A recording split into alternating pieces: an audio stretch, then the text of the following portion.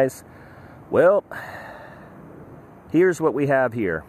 When the roof was installed, as you see, the mortar, we're going to call it, is actually skim coating that was put in when the original roof was installed.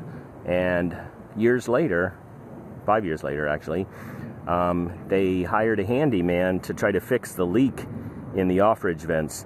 And what they thought was concrete, the skim coating, they thought the skim coating was concrete, so they put concrete on all of the off-ridge vents. So now what we're going to have to do is take out this row of tile, redo the flashing and new off-ridge vents, and then put the tile back.